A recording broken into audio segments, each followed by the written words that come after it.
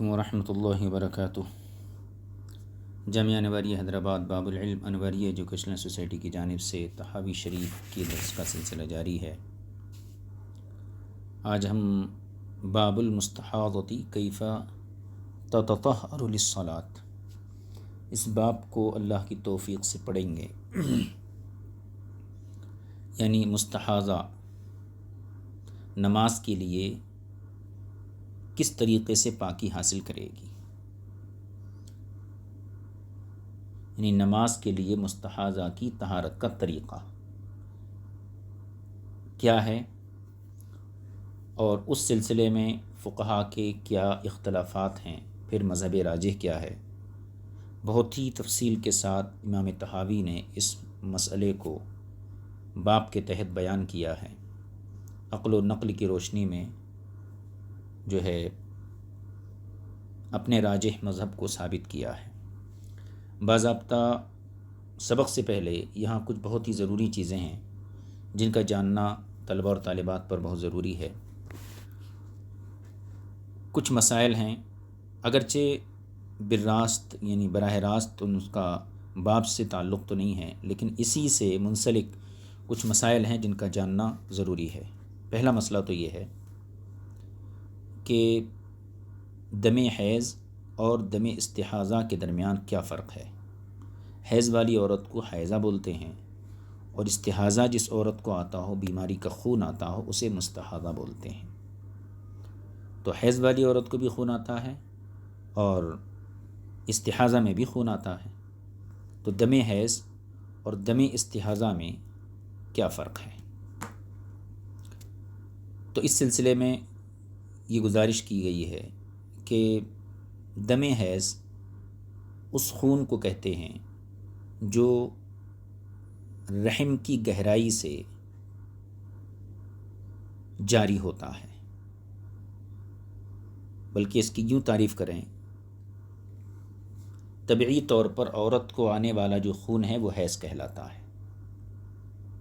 یہ انتہائی آسان تعریف ہے، لیکن اگر اس کی قیود کو مد نظر رکھتے ہوئے اس کی تعریف کرتے ہیں تو یوں کہیں گے کہ وہ خون جو رحم کی گہرائی سے بحالت صحت یعنی بیماری کا نہ ہو، مقررہ وقت کے مطابق جاری ہوتا ہے۔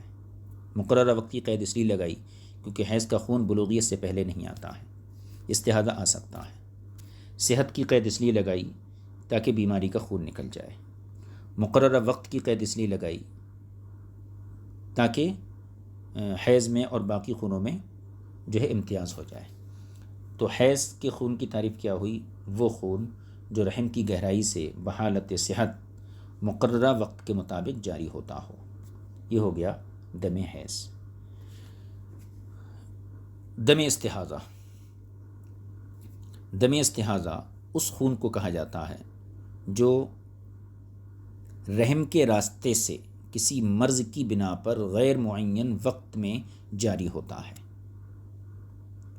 دونوں میں فرق دیکھ لیجیے، حیض کا خون رحم کی گہرائی سے جاری ہوتا ہے، اور استحاضہ کا جو خون ہوتا ہے یہ رحم کے راستے کسی مرض کی بنیاد پر جاری ہوتا ہے، اور اس کا کوئی معین وقت بھی نہیں ہوتا ہے۔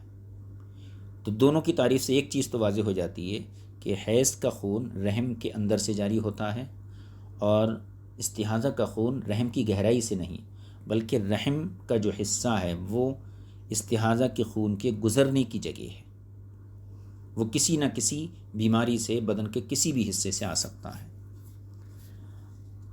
حیض آنے والی عورت کو حائضہ کہا جاتا ہے، چونکہ معروف صیغہ ہے یہ، اور اس کا خون معروف اور متعین وقت کے مطابق آتا ہے، اس لیے اس کو حائضہ کہتے ہیں۔ اور دم استحاضہ والی عورت کو مجہول کے صیغے کے ساتھ مستحاضہ کہتے ہیں، اس لیے کہ اس کا خون مجہول اور غیر معین وقت میں جاری ہوتا ہے۔ اب دونوں کا حکم سن لیجیے۔ حیض جس کو آتا ہو، حائضہ، حالت حیض میں نماز، روزہ، جماع ہر چیز منع ہے۔ یعنی حائضہ کے لیے نماز پڑھنا بھی منع ہے، روزہ بھی منع ہے، اور اس سے صحبت بھی منع ہے بالاتفاق۔ نماز کی البتہ قضا نہیں کرے گی، لیکن روزے کی بعد میں قضا رہے گی، گویا کہ نماز ساقط ہے اس سے، لیکن روزہ مؤخر ہو جاتا ہے۔ حالت حیض میں نہ صحبت کی اجازت ہے، نہ نماز کی اجازت ہے، نہ روزے کی اجازت ہے، بالاتفاق یہ تمام چیزیں حرام ہیں۔ مستحاضہ کے ساتھ صحبت کے حوالے سے ائمہ کا اختلاف ہے۔ ایک چیز تو متفق علیہ ہے کہ مستحاضہ یعنی استحاضہ والی عورت، مستحاضہ عورت پر نماز پڑھنا، روزہ رکھنا بالاتفاق واجب ہے، یعنی خون استحاضہ کی وجہ سے نماز روزہ معاف نہیں ہوتا ہے، لیکن اس کے ساتھ صحبت کر سکتے ہیں نہیں کر سکتے ہیں، اس کے جواز میں دو مذہب ہیں۔ نماز روزہ بالاتفاق اس پر واجب ہے، لیکن اس کے ساتھ وطی جائز ہے یا نہیں ہے، اس میں اختلاف ہے۔ امام احمد بن حنبل کے یہاں مستحاضہ کے ساتھ وطی کرنا جائز ہے۔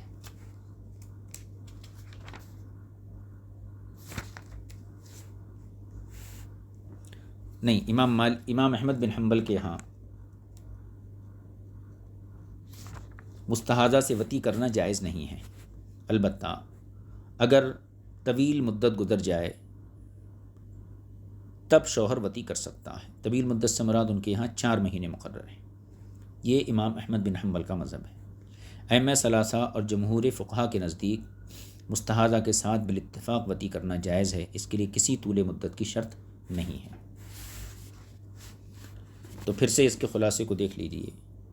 حیض وہ خون ہے جو رحم کی گہرائی سے نکلتا ہے اور مقررہ وقت پہ آتا ہے۔ استحاضہ وہ خون ہے جو رحم کے راستے سے آتا ہے اور غیر معین وقت تک آتا ہے۔ حیض والی عورت یعنی حائضہ کے لیے نماز، روزہ، صحبت اس کے ساتھ بالاتفاق حرام ہے، البتہ روزے کی وہ قضا کرے گی۔ اور استحاضہ والی یعنی مستحاضہ اس عورت کے ساتھ، اس پر نماز روزہ تو واجب ہے، لیکن اس کے ساتھ وطی کرنے کے بارے میں 2 قول ہیں۔ ایک امام احمد بن حنبل کا قول ہے، وہ کہتے ہیں کہ اس سے وطی کرنا، صحبت کرنا جائز نہیں ہے جبکہ طویل مدت نہ گزر جائے۔ طویل مدت سے مراد ان کے یہاں 4 مہینے ہیں، اور ائمہ ثلاثہ اور جمہور فقہا کے نزدیک بالاتفاق اس سے وطی کرنا جائز ہے۔ یہ ہو گئی مختصر گفتگو دم حیض اور دم استحاضہ کے بارے میں، اور حیضہ اور مستحاضہ کے حکم کے حوالے سے۔ اب حیض، دوسرا مسئلہ حیض کی مدت۔ حیض کی 2 مدتیں ہیں، ایک اقل مدت ہے یعنی قلیل ترین منیمم، اور ایک اکثر مدت ہے میکسیمم۔ حیض کی اقل مدت کیا ہے اور اکثر مدت کیا ہے؟ اس سلسلے میں 3 مذاہب نقل کیے جاتے ہیں۔ پہلا امام مالک کا، ان کے یہاں حیض کے لیے نفاس کی طرح اقل مدت کی کوئی حد متعین نہیں ہے، اور اکثر مدت ان کے نزدیک 17 یا 18 دن ہے۔ یعنی اقل مدت امام مالک کے نزدیک حیض کی متعین نہیں ہے، جیسے کہ نفاس کی اقل مدت متعین نہیں ہے۔ اکثر مدت ان کے یہاں 17 دن یا 18 دن ہے۔ دوسرا مذہب امام احمد بن حنبل، امام شافعی، ان حضرات کے نزدیک حیض کی اقل ترین مدت 1 دن 1 رات ہے، اور اکثر مدت 15 یا 17 دن ہے۔ البتہ 15 دن کا قول یہ زیادہ راجح ہے حنابلہ اور شوافی کے یہاں۔ احناف کے یہاں حیض کی اقل مدت 3 دن 3 راتیں ہیں، البتہ امام ابو یوسف کا قول احناف میں سے یہ ہے کہ 2 دن کامل اور تیسرے دن کا اکثر حصہ، اور اکثر مدت 10 دن 10 رات ہے۔ تو احناف کا موقف کیا ہے؟ حیض کی اقل ترین مدت 3 دن 3 رات اور اکثر مدت 10 دن 10 رات، یہ حیض کی اقل مدت اور اکثر مدت ہو گئی۔ اب تیسرا مسئلہ دیکھیے، مستحاضہ عورتوں کی کچھ قسمیں ہیں۔ یہ تمام باتیں اس لیے یہاں ذکر کی جا رہی ہیں تاکہ جب یہ باب پڑھا جائے تو اس کے تحت جو حدیثیں آئیں گی ان سے مسائل کا سمجھنا آسان ہوگا۔ مستحاضہ عورتوں کی بنیادی طور پر 4 قسمیں ہیں۔ مستحاضہ سے مراد جن کو استحاضہ بیماری کا خون آتا ہے۔ پہلی مبتدئہ، دوسری معتادہ، تیسری ممیزہ، چوتھی متحیرہ۔ مبتدئہ وہ عورت ہے جو بالغ ہونے کے ساتھ ساتھ ہی مرض استحاضہ میں مبتلا ہو گئی، یعنی بالغ ہونے کے وقت میں جب دم حیض کا سلسلہ جاری ہوا تو پھر اس کے بعد سلسلہ ختم نہیں ہوا، یہ مبتدیہ ہے۔ معتادہ وہ عورت ہے جس کو پہلے حیض آ چکا تھا اور بعد میں استحاضہ کا مرض اس کو لاحق ہوا، اور اس کو استحاضہ سے پہلے دم حیض کے لیے عادت متعین تھی۔ یہ ہو گئی معتادہ۔ تیسری قسم ہے مستحاضہ کی ممیزہ، وہ عورت جو دم حیض اور دم استحاضہ یعنی حیض کے خون کو اور استحاضہ کے خون کو دونوں کو ممتاز کر سکتی ہے، ان کے درمیان فرق کر سکتی ہے رنگوں کے ذریعے یا کسی اور طریقے سے، اس کو ممیزہ کہتے ہیں۔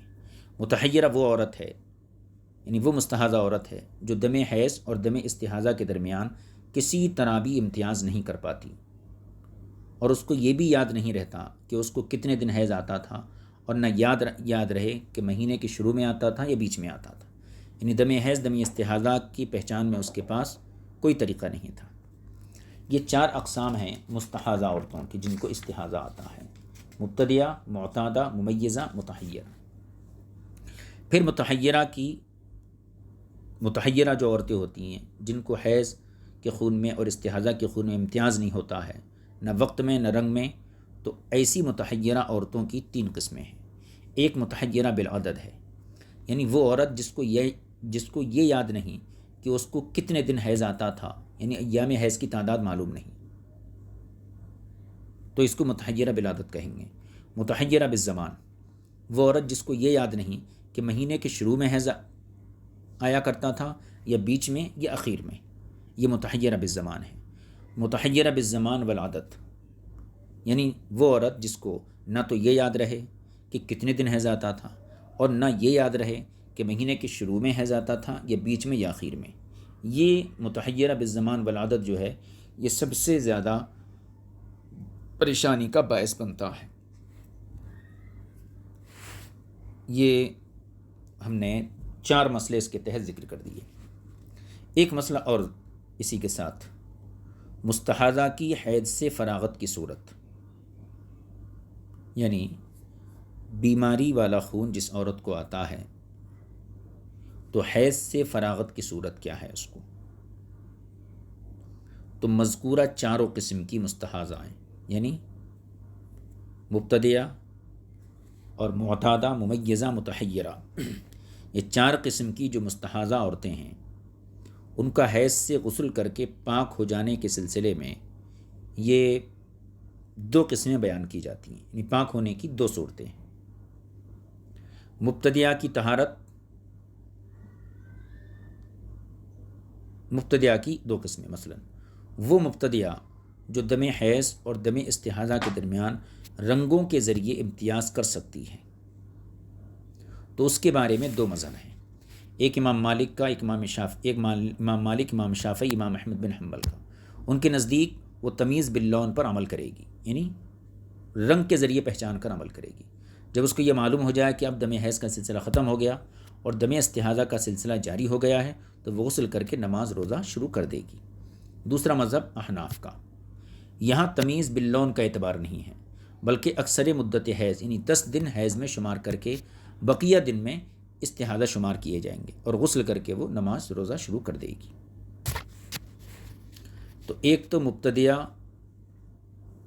جو رنگوں کے ذریعے امتیاز کر سکتی تھی، دوسری وہ مبتدیہ جو تمیز باللون پر قادر نہیں ہے، یعنی رنگوں کے ذریعے حیض اور استحاضہ کے خون کو ممتاز نہیں کر سکتی ہے۔ اس کے بارے میں 3 قول ہیں۔ امام مالک کے نزدیک اکثر مدت حیض کو حیض میں شمار کر کے بقیہ استحاضہ میں شمار کرے گی، اور ان کے یہاں اکثر مدت جو حیض ہے وہ 17 یا 18 دن ہے۔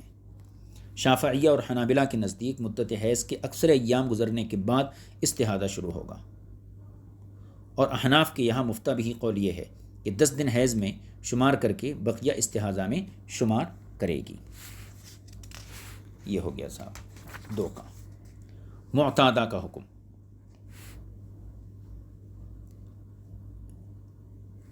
اس کے اندر پہلا قول امام مالک کا ہے۔ امام مالک کے نزدیک عادت کا کوئی اعتبار نہیں ہے، بلکہ اگر تمیز باللون حاصل ہے تو اس کے مطابق عمل کرے گی، ورنہ اکثر مدت حیض شمار کر کے بقیہ استحاضہ میں شمار کرے گی۔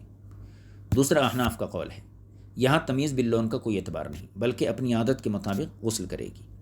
تیسرا قول امام شافعی اور حنابلہ کا ہے کہ تمیز باللون اور عادت دونوں معتبر ہیں، لیکن شافعیہ کے یہاں تمیز باللون پر عمل کرنا زیادہ اولا ہے بمقابلہ عادت کے، اور حنابلہ کے یہاں عادت پر عمل کرنا زیادہ اولا ہے بنسبت تمیز باللون کی۔ اب تیسری یعنی کہ کہنا چاہیے ایک مستحاضہ ہوتی ہے ممیزہ معتادہ، اس کا حکم، یہ حکم مبتدا کے ضمن میں آ چکا ہے، یہاں اتنا سمجھ لیجئے کہ اگر عورت کو تمیز باللون حاصل ہے لیکن عادت معلوم نہیں ہے تو اس میں دو مذہب ہیں۔ ائمہ ثلاثہ کے نزدیک وہ تمیز باللون پر عمل کرے گی، اور احناف کے نزدیک تمیز باللون پر عمل نہیں کرے گی، بلکہ اکثر مدت حیض میں شمار کر کے بقیہ استحاضہ میں شمار کرے گی۔ اب اس کے بعد متحیرہ کے احکام ہیں، متحیرہ بالعدد ہے، متحیرہ بالزمان ہے، متحیرہ بالعدد والزمان ہے۔ یہ اس تفصیل کو ہم یہاں موقوف کر دیتے ہیں۔ اب اصل مسئلے کی طرف آتے ہیں۔ ہم نے اب تک جو ہے حیض کے خون کی تعریف، اس کا حکم، حیضہ کا، استحاضہ کی تعریف اور مستحاضہ کا حکم، یہ تمام چیزیں ہم اب تک سنیں۔ اب یہاں پر جو کتاب سے متعلق مسئلہ ہے اس مسئلے پر توجہ دیجیے۔ مسئلہ یہ ہے کہ مستحاضہ عورت ایام حیض گزر جانے کے بعد نماز کس طرح ادا کرے گی، اور جس غسل کا حکم ماقبل میں گزرا ہے وہ حیض سے فارغ ہونے یا نہ ہونے کے اعتبار سے تھا، اور یہاں جو حکم بیان کیا جا رہا ہے وہ اس اعتبار سے ہے کہ عورت یقینی طور پر حیض سے فارغ ہو چکی ہے اور استحاضہ ہی کی حالت میں ہے، تو اس حالت میں نماز کے لیے طہارت حاصل کرنے کی کیا صورت ہوگی۔ یہ ہے اصل مسئلہ۔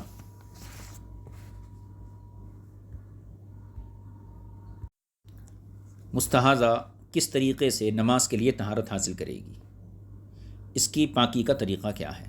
اس سلسلے میں دو قول ہیں، دو مذہب ہیں۔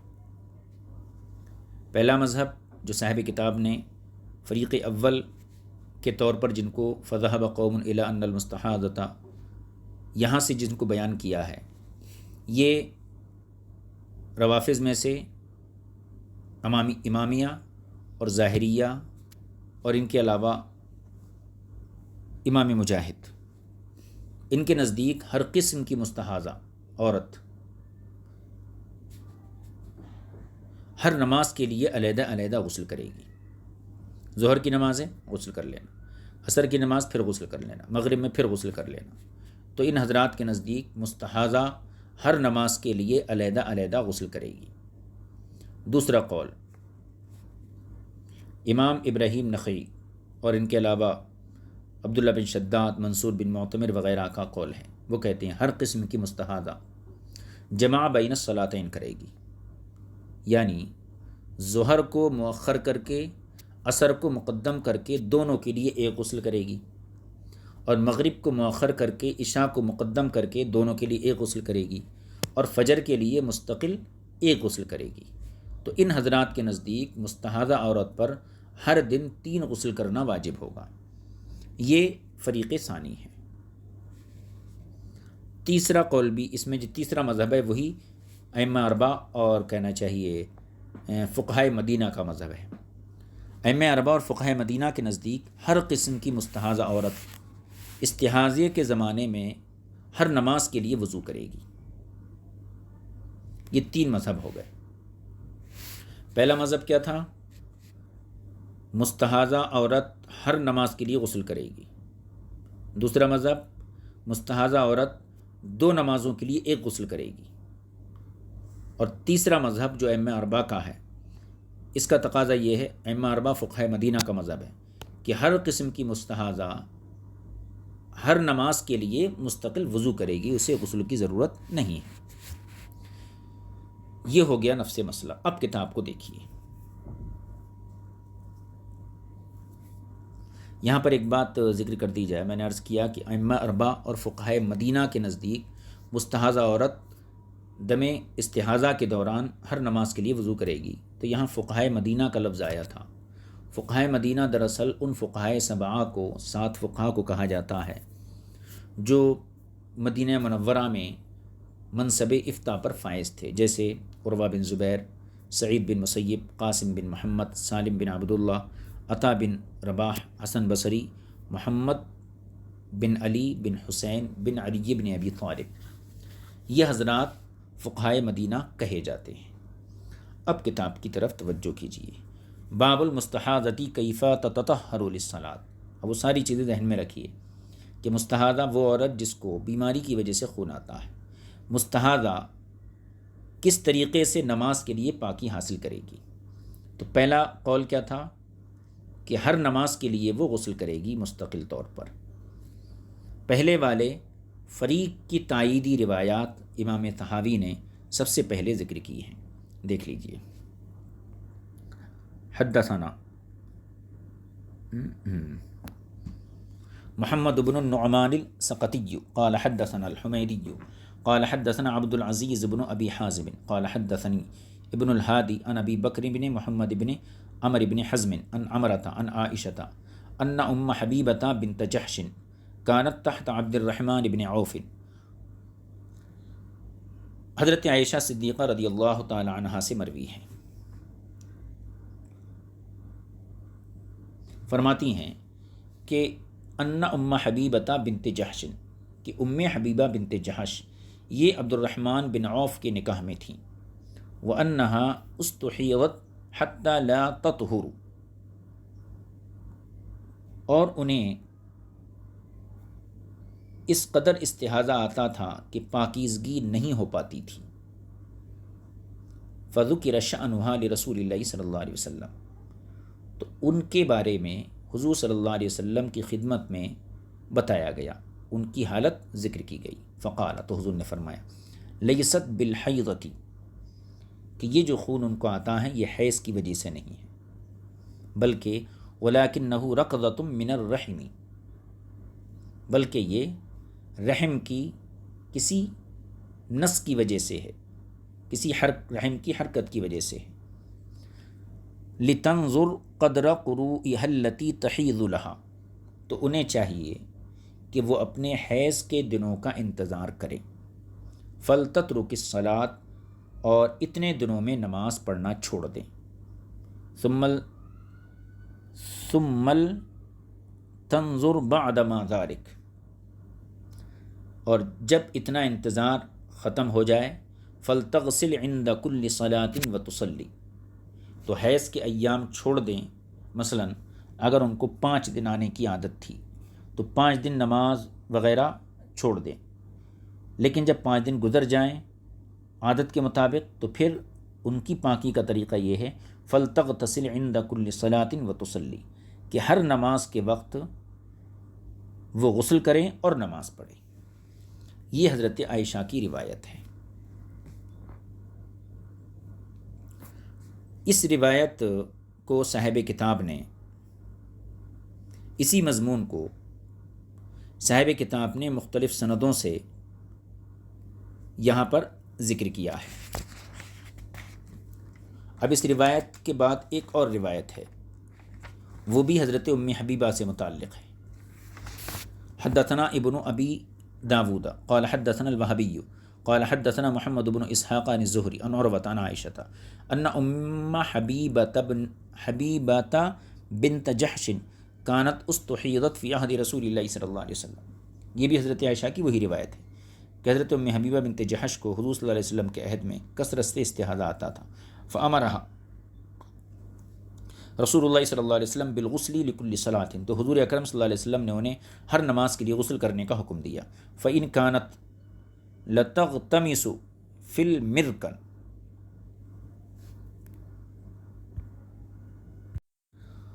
فإن كانت لتغتمس في المركن، پس وہ پانی کے بھرے ہوئے لگن، پانی سے بھری ہوئی لگن میں داخل ہو جاتی، اور وہ مملوء مان، پانی، اور وہ پانی سے بھرا ہوتا تھا، تو اس لگن میں داخل ہو جاتی ہیں، جیسے ٹب وغیرہ جس میں نہایا جاتا ہے۔ ثم تخرج منہ، پھر اس سے اس حال میں باہر نکلتی، وإن الدم لغالبہ، کہ خون پانی پر غالب آ چکا ہوتا تھا۔ ثم تصلی، پھر نماز پڑھتی تھی۔ یعنی اس سے اشارہ ہے کثرت استحاضہ کی طرف۔ یہ ام حبیبہ کی روایت 2 سندوں کے ساتھ امام طحاوی نے یہاں بیان کی۔ قال ابو جعفر، امام طحاوی کہتے ہیں فذهب قوم الى ان المستحاضة تدع الصلاة ایام اقرئها ثم تغتسل لكل صلاة۔ تو ایک جماعت فقہا کی اس طرف گئی ہے کہ حائضہ عورت کو چاہیے، مستحاضہ عورت کو چاہیے کہ وہ اپنے حیض کے دنوں میں نماز وغیرہ کو چھوڑے رکھے، ثم تغتسل لكل صلاة، جب حیض کی مدت ختم ہو جائے تو پھر ہر نماز کے لیے مستقل غسل کرے اور نماز ادا کرتی رہے۔ اب 2 روایتیں تو ہم پڑھ لیں ام حبیبہ کے حوالے سے، لیکن اور مزید کچھ روایتیں اس سلسلے میں ذکر کر رہے ہیں۔ واحتجوا فی ذلک بقول رسول اللہ صلی اللہ علیہ وسلم المروی فی هذه الآثار، اور یہ حضرات یعنی فریق اول استدلال کرتے ہیں اس مسئلے میں رسول پاک صلی اللہ علیہ وسلم کے قول سے جو ان آثار میں ہے، وبفعل ام حبیبہ بنت جحش علی عہد رسول اللہ صلی اللہ علیہ وسلم، اور حضور اکرم صلی اللہ علیہ وسلم کے حضرت ام حبیبہ بنت جحش کے اس فعل سے جو انہوں نے حضور صلی اللہ علیہ وسلم کے عہد میں کیا۔ تو گویا کہ فریق اول کی دلیلیں 2 چیزیں ہوئیں، ایک وہ حضور کے اقوال جو ان حدیثوں میں آئے ہیں، اور دوسرے حضرت ام حبیبہ کا عمل جو حضور کے عہد میں کیا گیا۔ ان دونوں چیزوں کو سامنے رکھ کر وہ لوگ یہ نظریہ قائم کرتے ہیں کہ مستحاضہ عورت جو ہے ہر نماز کے لیے مستقل غسل کرے گی۔ اب یہاں پر کچھ روایتیں فریق اول کی تائید میں امام طحاوی نے یہاں ذکر کی ہیں۔ حدثنا، دیکھیے، حدثنا ربیع بن سلیمان الجیزی قال حدثنا عبد اللہ بن یوسف قال حدثنا حیثم بن حمید قال اخبرنی النعمان والاوزاعی وابو معید حفص بن غیلان عن الزہری قال اخبرنی عروۃ وعمرۃ عن عائشہ، یہ بھی حضرت عائشہ سے مروی ہے۔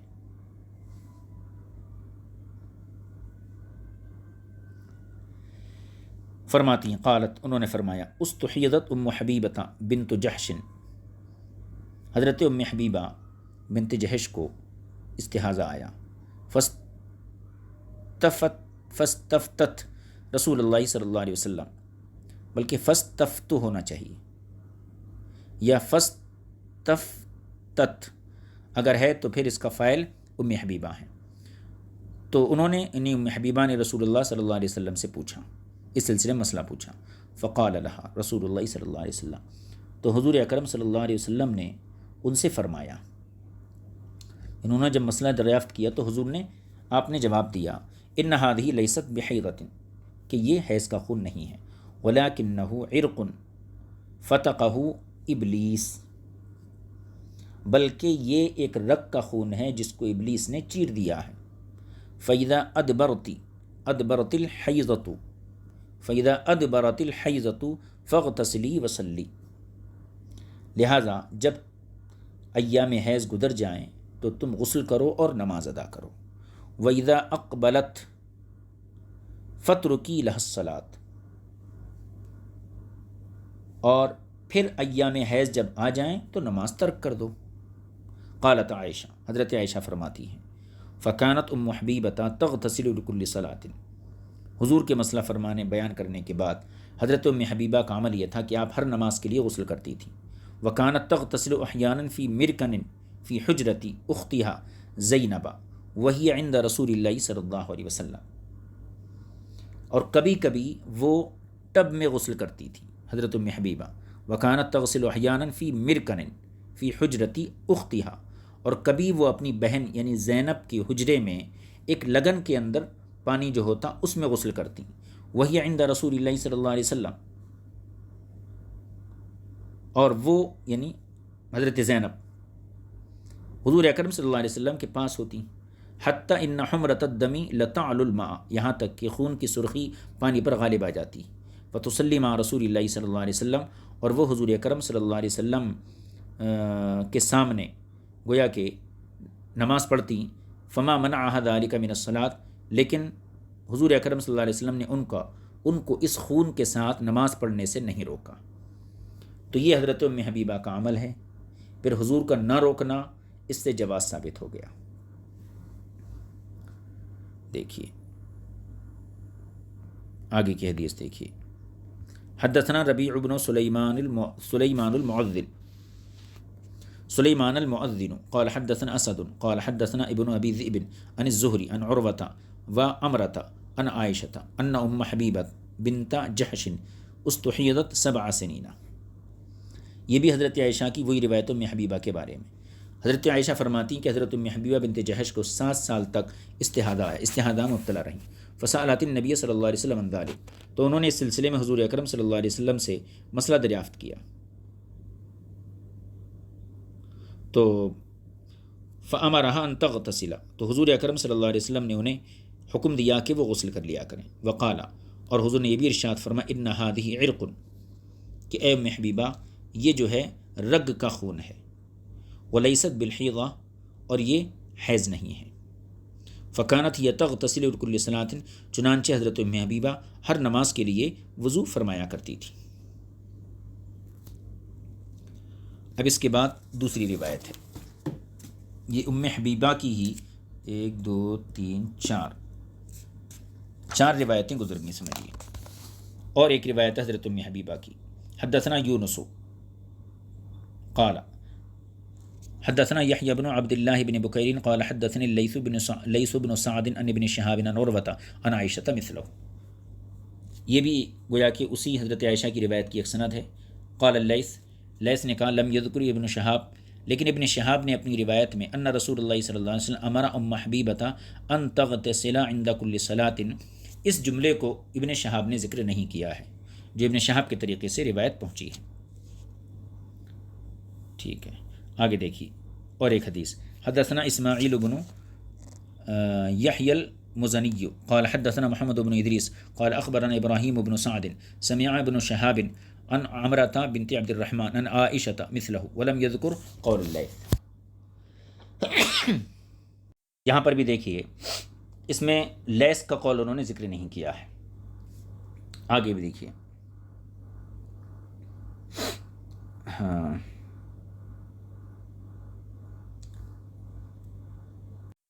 یہ سند دیکھیے. حدثنا اسماعیل قال حدثنا محمد قال حدثنا سفیان عن الزہری عن عمرۃ عن عائشۃ مثلہ، اسی کی ایک سند ہو گئی. قالوا، اب یہ فریق اول کی طرف سے امام طحاوی نے تبصرہ فرمایا. قالوا، تو وہ یعنی فریق اول کے فقہا جو ہیں وہ فرماتے ہیں فہذه ام حبیبہ، یہ حضرت ام حبیبہ ہیں. قد كانت تفعل هذا في عهد رسول اللہ صلی اللہ علیہ وسلم لامر رسول اللہ صلی اللہ علیہ وسلم ایاها بالغسل. یہ حضرت ام حبیبہ ہیں جو حضور اکرم صلی اللہ علیہ وسلم کے عہد میں حضور اکرم کے ہی حکم سے ایسا کرتی تھیں. لامر رسول اللہ صلی اللہ علیہ وسلم ایاها بالغسل، کیونکہ حضور نے ہی ان کو غسل کرنے کا حکم دیا تھا.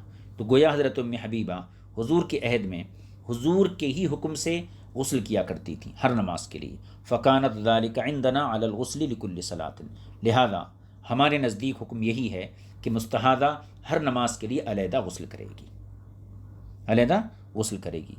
وقد قال ذلك علی و ابن عباس من بعد رسول اللہ صلی اللہ علیہ وسلم وافتیا بذلك. یہ گویا کہ فریق اول کے مذہب کی تائید میں ان دونوں حضرات کے اقوال بھی ذکر کر رہے ہیں کہ حضرت علی اور حضرت ابن عباس یہ دونوں حضرات بھی حضور کے پردہ فرمانے کے بعد یہی فتویٰ دیا کرتے تھے.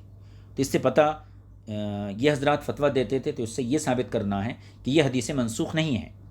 اگر یہ منسوخ ہوتیں تو حضرت علی اور حضرت ابن عباس حضور کے پردہ کرنے کے بعد یہ فتویٰ کیوں دیتے؟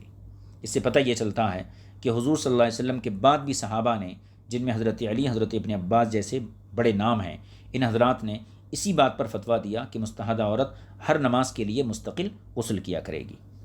اب یہاں پر امام طحاوی نے ان دونوں کے اقوال کو ذکر کیا، پھر اس کے بعد اس پر کلام کیا ہے. تو وقد قال ذلك علی و ابن عباس من بعد رسول اللہ صلی اللہ علیہ وسلم وافتیا بذلك. یہاں سے گویا کہ امام طحاوی فریق اول کی تائید میں حضرت علی اور حضرت ابن عباس کے فتاوے جو ہیں ذکر کر رہے ہیں، اور مختلف سندوں سے ان دونوں حضرات کے فتاووں کو امام طحاوی یہاں بیان کریں گے. اس کے بعد پھر فریق ثانی کے مذہب کی وضاحت، پھر ان کے دلائل، اس کے بعد فریق ثالث یعنی ائمہ اربعہ ان کے مسئلے، ان کے مذہب کی صراحت، اور اس کے بعد ان کے دلائل کو ذکر کریں گے. چونکہ باب یہ کافی طویل ہے، اس لیے آج کی گفتگو ہم یہیں ختم کر دیتے ہیں. اور مستحاضہ کے سلسلے میں پہلے قول کی قدر وضاحت ہو چکی، اور اس سلسلے میں ام حبیبہ رضی اللہ تعالیٰ عنہ کے عمل سے اور حضور اکرم صلی اللہ علیہ وسلم کی حدیث سے یہ ثابت کیا گیا کہ مستحاضہ کا حکم یہ ہے کہ وہ ہر نماز کے لیے مستقل غسل کرے گی. یہ فریق اول کا مذہب تھا۔ اب اس کی مزید تائید انشاءاللہ تعالیٰ اور جو دوسرے مضامین ہیں اس کو آئندہ درس میں شریک کیا جائے گا۔ وصلی اللہ علیہ نبی الکریم وآلہ وصحبہ اجمعین والحمد للہ رب العالمین۔ السلام علیکم ورحمۃ اللہ وبرکاتہ۔